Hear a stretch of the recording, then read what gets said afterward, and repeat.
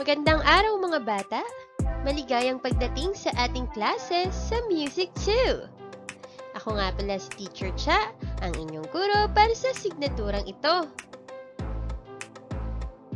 Para sa ating layunin, pagkatapos ng mga kasanayan sa module na ito, inaasahang nakakaawit ng may angkop na dinamiko.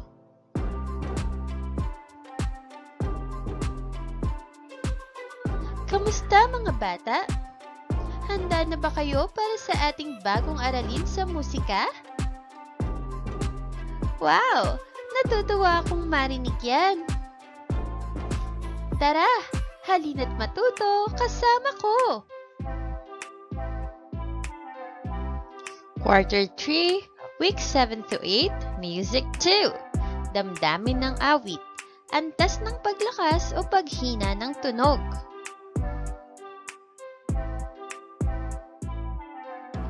Sa ating nakaraang aralin, ay tinalakay natin ang tungkol sa dynamics at ang apat na antas nito. Tara, muli nating balikan kung ano-ano nga ba ulit ang mga ito. Dynamics. Ang dynamics ay ang lakas o hina ng pag-awit o pagtugtog ng mga komposisyong musikal. Tandaan natin ha, lakas o hina. Yan ang dynamics. Ang dynamics ay mayroong apat na antas.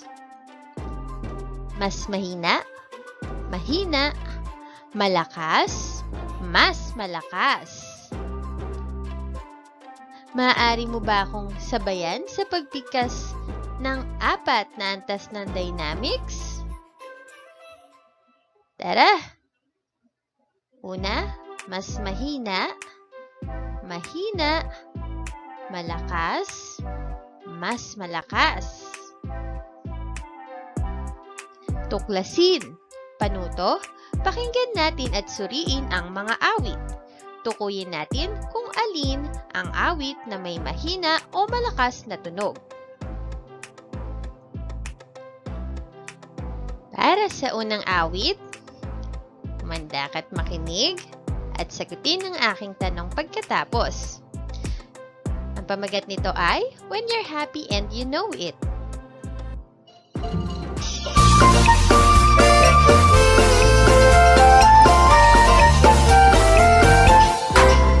If you're happy and you know it, clap your hands, clap, clap. If you're happy and you know it, clap your hands, clap, clap. If you're happy and you know it, then your face will surely show it. If you're happy and you know it, clap your hands, clap. Ayan. Anong masasabi mo sa dynamics ng tugtog na ito? Ito ba ay malakas o mahina? Kung ang sagot mo ay malakas, tama ka.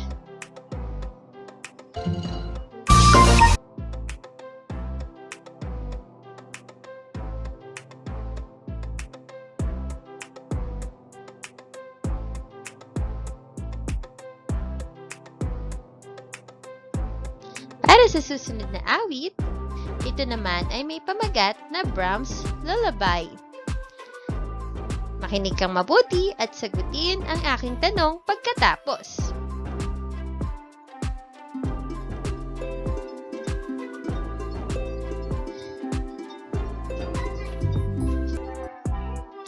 Ayan! Ano naman masasabi mo sa dynamics ng awiting ito? Ito ba ay malakas o mahina? Kung ang sagot mo ay mahina, tama ka na naman.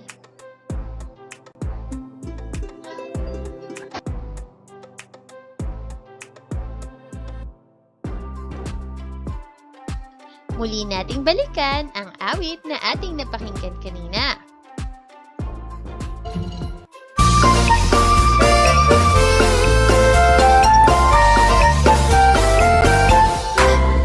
If you're happy and you know it, clap your hands, clap, clap.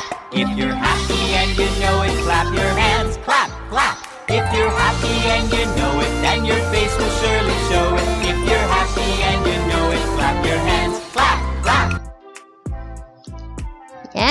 Sabi natin kanina, ang awit na When You're Happy and You Know It ay mayroong malakas na antas ng dynamics. Tandaan natin na madalas malakas ang dynamics kapag malakas ang tinig.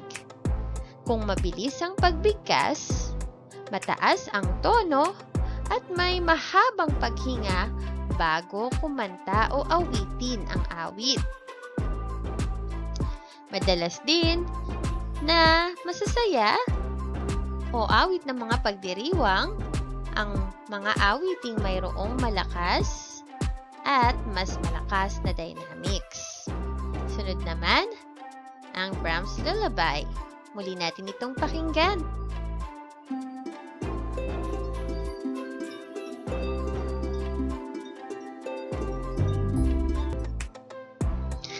Ayan, sabi natin kanina, ang awit na ito ay mayroong mahinang dynamics o antas ng dynamics.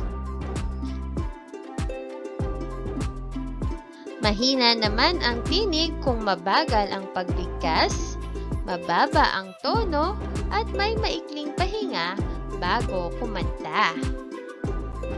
Karaniwan din ginagamit ang dynamics na ito sa mga awiting pampatulog.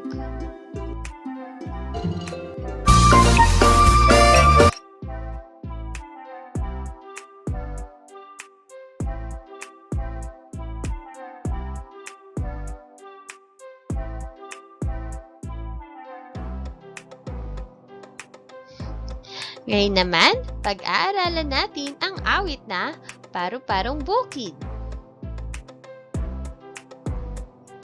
Subukan mong sabayan ang gawain nating ito upang lubos mong maunawaan ang lakas at hina ng awit. Ang gagamitin nating awit para sa gawain ito ay Paru-Parong Bukid. Alam kong pamilyar ka sa awit na ito, kaya't hindi na tayo masyadong mahihirapan. Maaari ka ring humingi ng tulong kay nanay o kay tatay o kay lolo't lola sa pag-awit nito. Pakinggan muna natin ang awit at pagkatapos ay lalagyan natin ng wastong dynamics. Handa ka na? Tara, halina't makinig!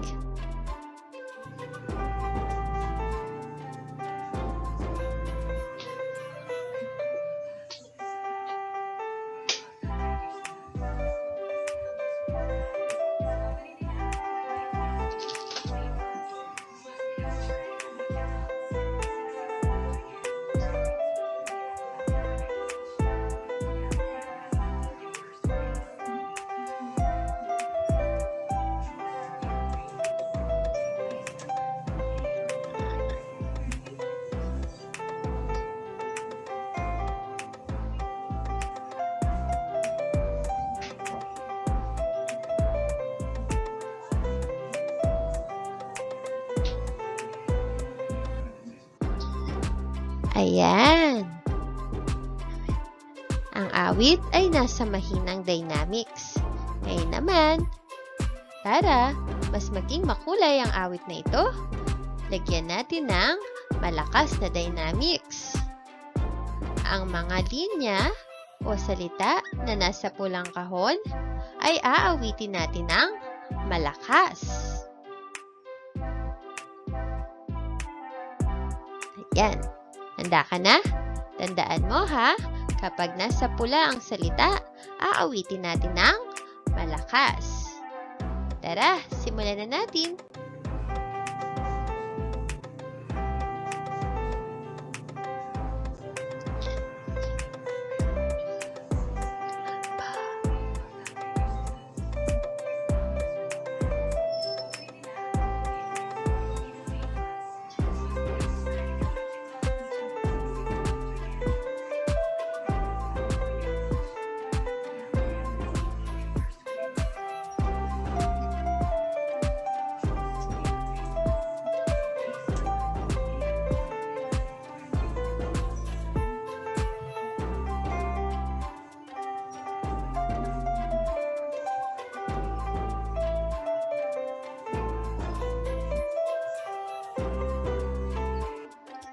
Ayan, ang galing mo palang umawit.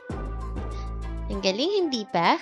Mas nabibigyang buhay at kulay natin ang awit kapag mayroong dynamics.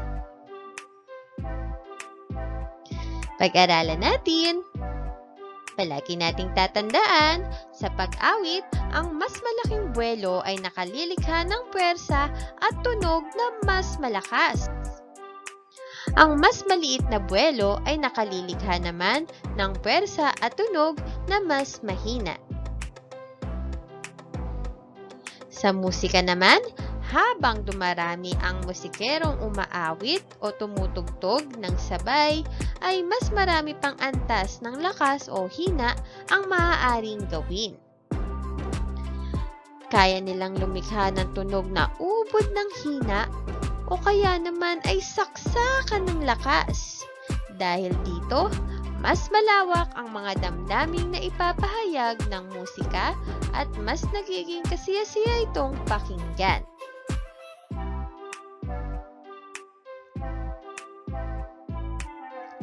Ang dynamics ay isa sa mga sangkap o elemento ng musika. Ito ay isang pamamaraan ng madamdaming pagpapahayag sa pamamagitan ng mga simbolo. Ito ay tumutukoy sa masining na paglakas at paghina ng awit o tugtugin. Ang mahina at magaang na tunog ay nagpapahayag ng kapayapaan o pagiging malayo. Samantalang, ang malakas na tunog ay nagbibigay ng pakiramdam ng kasiglahan, buhay at kabataan.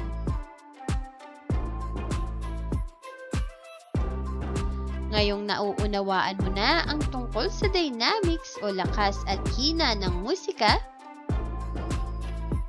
subukan nating sagutin ang mga sumusunod.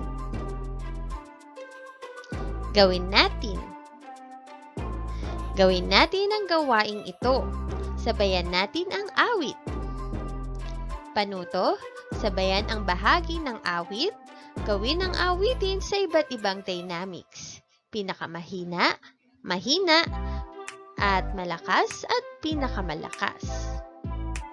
Handa ka na? Tara na! Para sa gawaing ito, ang awit na ating gagamitin ay Tiririt ng Maya. Alam kong pamilyar ka na sa awiting ito, kaya't hindi na tayo mahihirapan. Tandaan mo lamang ha, gagamitin natin sa awit na ito ang 4 na antas ng dynamics. Ano-ano nga ulit ito? Mas mahina, malakas, at mas malakas. Handa ka na? Tara't ating simulan.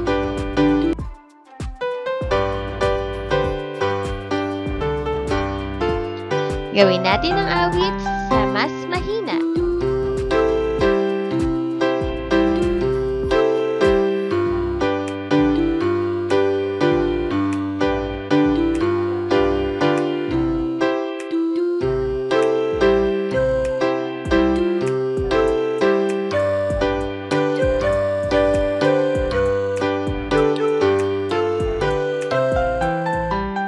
Ngayon naman, gawin natin sa mahina.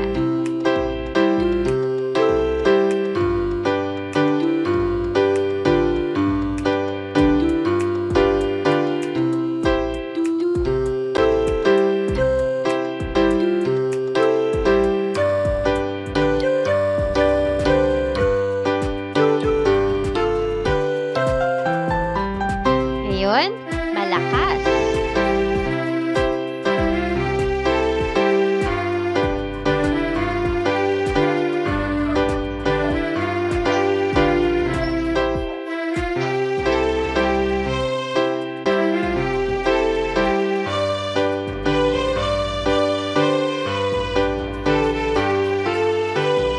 Ngayon naman, mas malakas.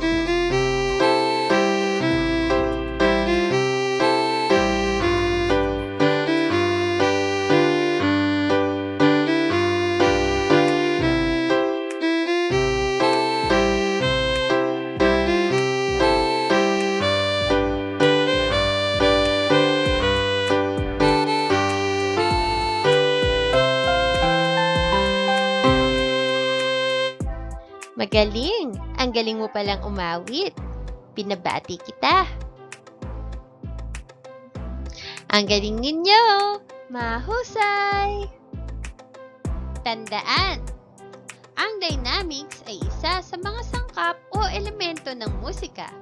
Ito ay isang pamamaraan ng madamdaming pagpapahayag sa pamamagitan ng mga simbolo.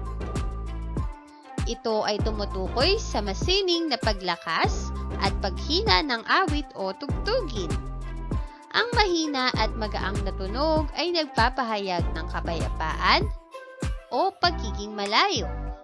Samantalang ang malakas na tunog ay nagbibigay ng pakiramdam ng kasiglahan, buhay at kabataan. Wow! Mukhang handa ka na sa pagsagot ng ating module. Galingan mo ha! Maraming salamat! Makinig sa panuto ng guro para sa gawain sa araw na ito. Muli, ako si Teacher Cha, ang iyong guro para sa Music 2.